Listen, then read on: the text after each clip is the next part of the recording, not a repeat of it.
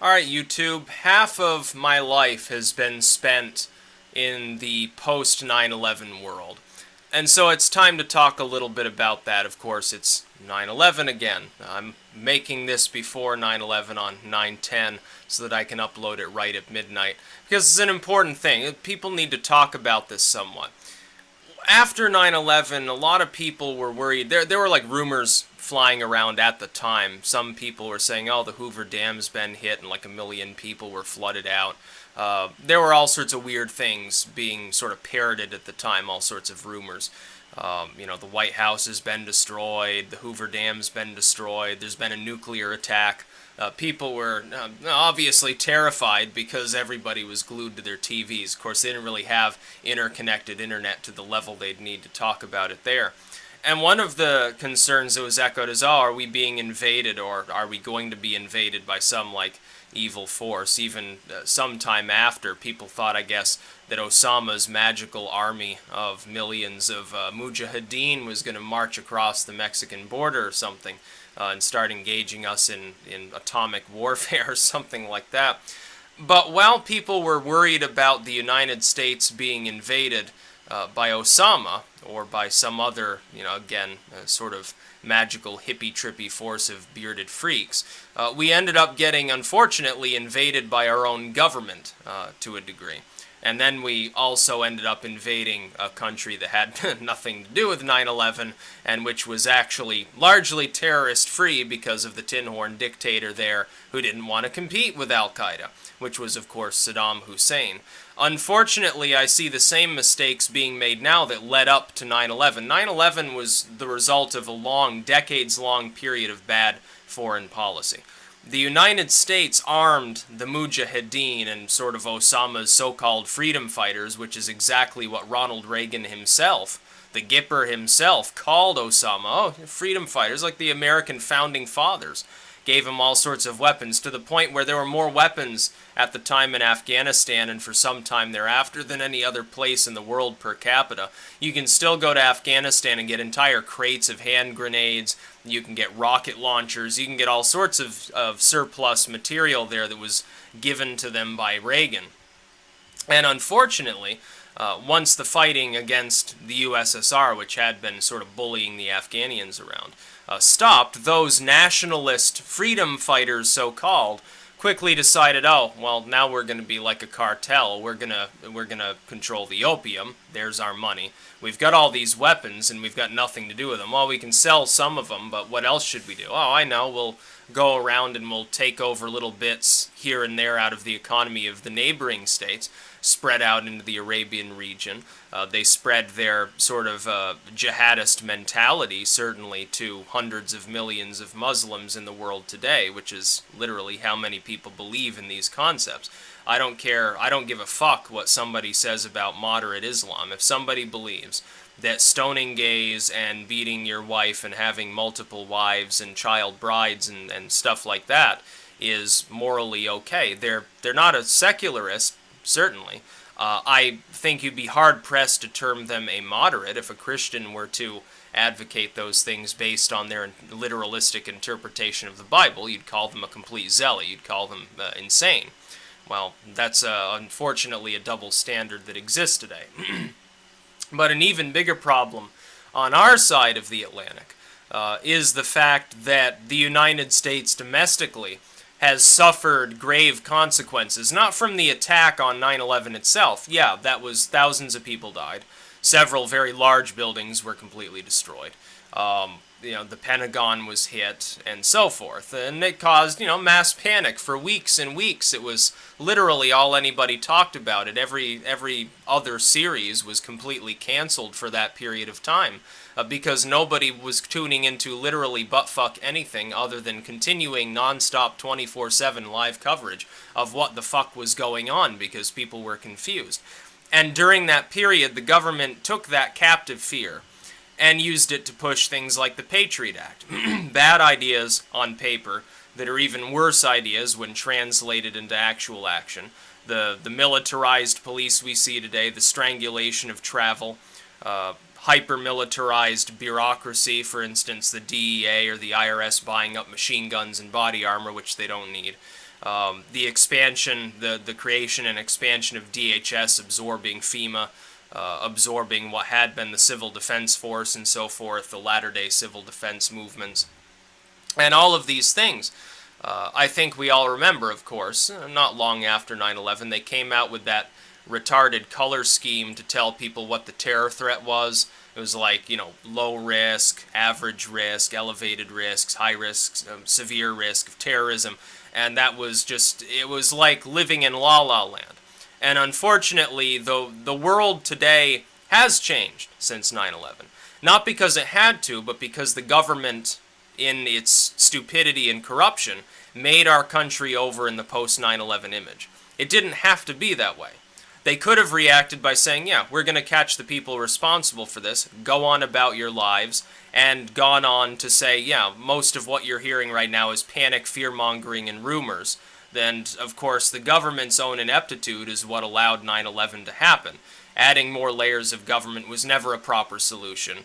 Our foreign policy right now in Syria eerily resembles our foreign policy circa the 1980s in Afghanistan before Al-Qaeda takes root. ISIS is arguably worse in most respects than Al-Qaeda. We have other groups, we have Boko Haram operating now, Al-Shabaab, and all of these other crazies out there.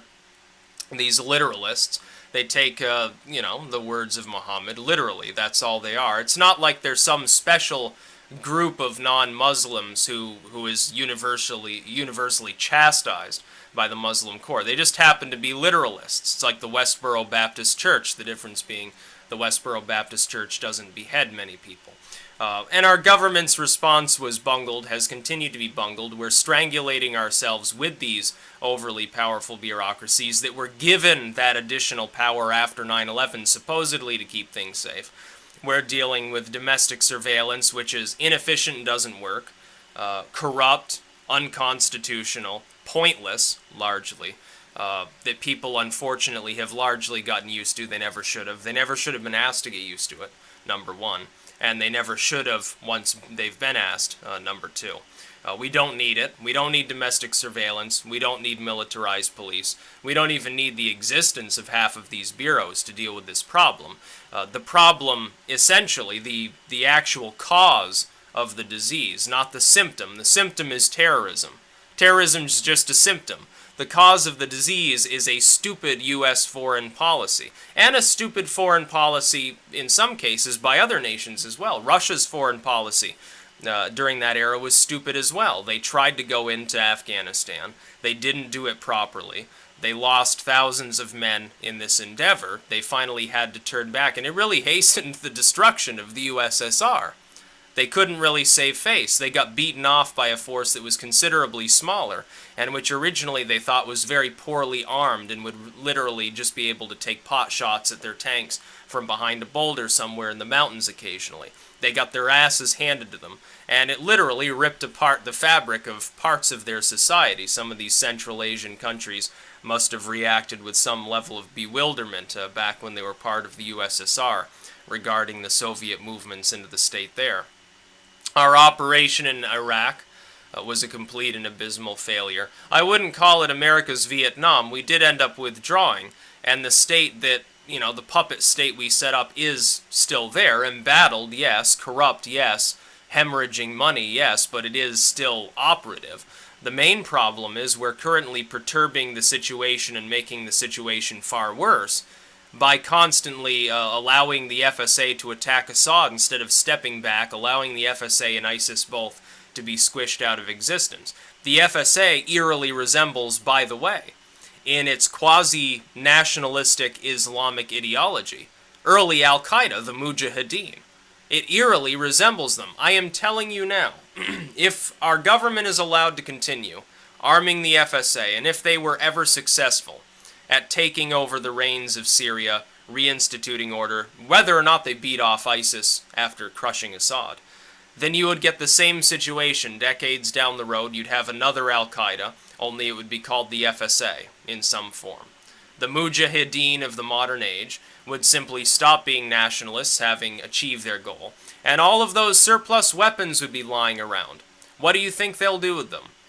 What do you think all these people who have literally been raised for years at a time from a young age around constant fighting, which they've become used to, what are they now best trained to do? They're best trained to kill people. They're best trained to blow tanks up and hijack aircraft and do everything else and make improvised explosives. What the fuck else are they going to do with their lives other than continue fighting until they're killed? That's exactly what they'll do. That's what the Mujahideen did. Oh yeah, Osama, good, we've fought off the Soviets. What do we do now? And says Osama with his kidney failure-addled face, under his turban, to his troops, oh, don't worry, look at all the fucking weapons we got. Let's go after the opium first, then we'll start branching out and impose a strict moral code on these people. Fuck them. And then we'll start influencing other nations too, because we're going to have billions of dollars at our disposal. Who gives a crap? And that's what'll end up happening. Some strong-arm, upper-ranking FSA leader will take the reins of power, and this second nationalist front, this nationalist Sharia identity movement, as you could call it, which is exactly the same as the Mujahideen, except they're Syrian nationalists right now, will simply partially disband, try to figure out what to do, because they've got an embattled country with the potential of growing opium there probably anyway, if they irrigate some more land, and a lot of weapons. They'll continue their war. It will continue forever until they're all dead. That sort of inept foreign policy is going to lead, unfortunately, when I'm in my 40s or 50s, I expect another 9/11, honestly. Only this time, somebody in Syria will be responsible for it, and looking back, people will realize, I think, at that time, oh, Obama's foreign policy really wasn't that good, was it? It led to the creation of insert group here that will branch out of the FSA. Now, thankfully, the FSA is still losing to Assad. Assad's still there. His forces are still better equipped. They're kind of being backed by the Russians, although not completely. It would be beneficial if the United States government were to lay off and find somewhere else to project its force. Somewhere where we might actually be able to do some good. For instance, we could put more troops in Eastern Europe, because the people there are scared. We could put more on the DMZ, because people there are very, very, very scared right now. We could put some in Japan. We could build our own artificial island next to the Spratlys. Why don't we build something instead of constantly destroying things with bombs and then wondering why people in the third world, who were fighting largely because of our interventionism in the first place, come and bomb us? I think it'd be a more easy solution. And instead of worrying about government mass surveillance, why don't we just re-implement the civil defense system? Why don't we just educate citizens? We should want a well-armed populace. We should want them to be trained in how to respond to natural disasters, atomic disasters, terrorism, whatever it happens to be. You can save a lot of lives by doing this, and it's a lot cheaper than the way things go now under FEMA/DHS anyway. Why the hell does DHS need a whole bunch of APCs and so forth to roll around in the streets in? They don't need them, that's the point. It's completely and utterly unnecessary. We would be better off, long term, from a survival scenario as far as the survival of our nation after some major event. We would be better off digging in a bunch of fallout tunnels right now than wasting our time in Syria. We would be better off repealing gun control than engaging in domestic mass surveillance. We would be better off forsaking some of the countries we are so-called allies of to let them wither and find other people that are more worthy of our attention. We should be getting our oil right now from Venezuela. We shouldn't be getting it from the Saudi Arabians. We shouldn't take a single drop of their oil. They shouldn't be receiving a single US dollar for their oil. We should let them wither because Osama was a Saudi. Most of the hijackers are from that region. They weren't Iraqis. They weren't Afghanians. They weren't from Afghanistan. They were from the Arabian Peninsula and Mesopotamia and the Levant and that region. And they were all under the wing of Saudi Arabia. In the unredacted pages, or I should say the redacted pages, but the pages are finally now available, of the 9/11 report directly implicates the Saudi Arabians. So this 9/11, why don't we think about who was actually responsible for this? It was the U.S. government, in part.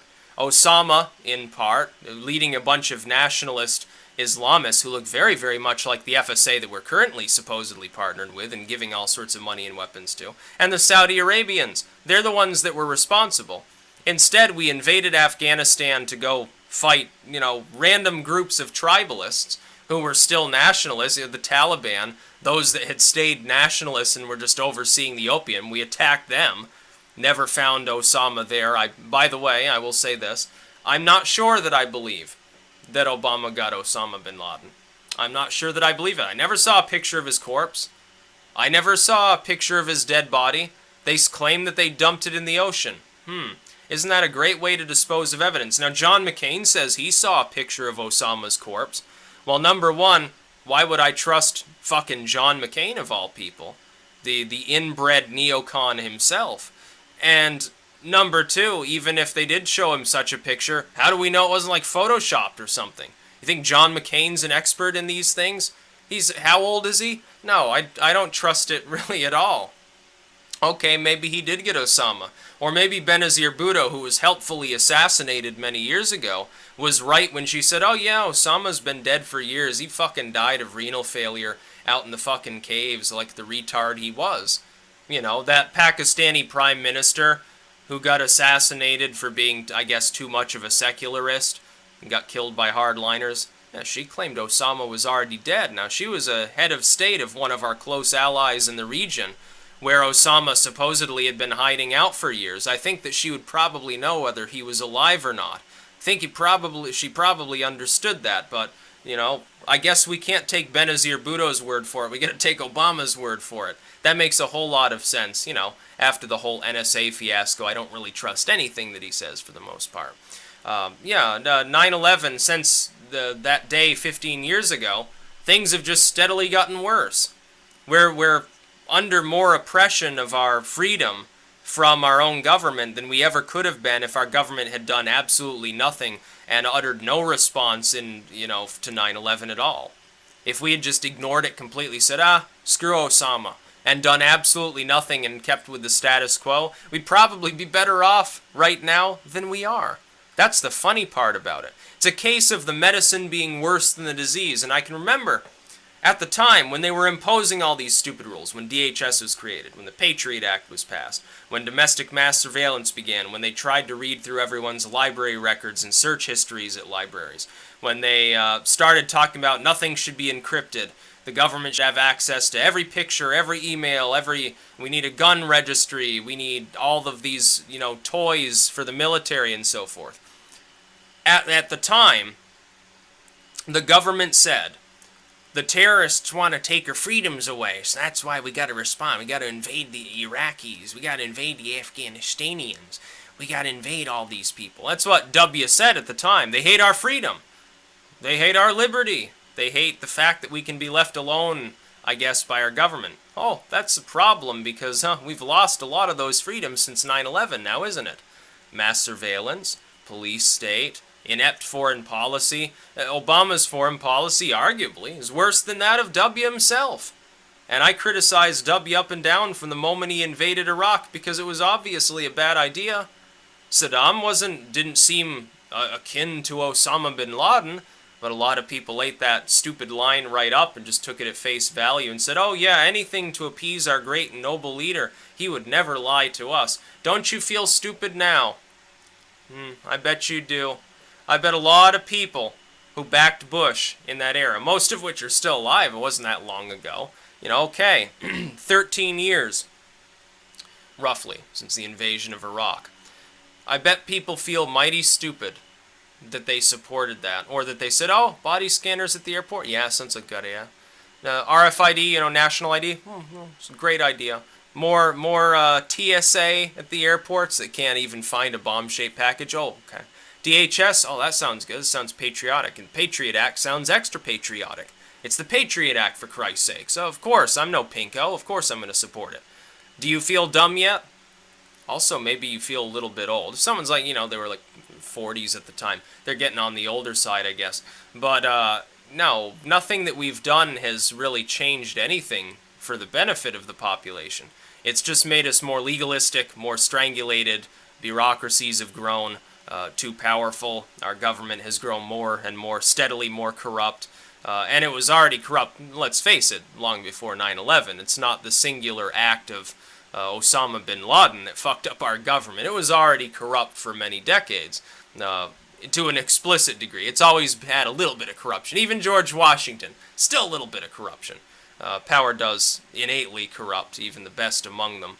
But yeah, so remembering 9/11 on the 15th anniversary, I remember it as the day that our government got a free pass to do corrupt shit, and people didn't question it until years later when it was already culturally entrenched. And unfortunately, they screwed themselves in so doing. And Osama meant nothing. He was just a crazy nationalist who took up arms against the Soviets and happened to be intelligent enough how to gather together a few thousand men so that he could control most of the opium fields over there. And from there, he built his fortune until he was almost as rich as his Saudi relatives, because of course he was literally from the House of Saud. Sometimes I think people forget that. That's about all. Peace out.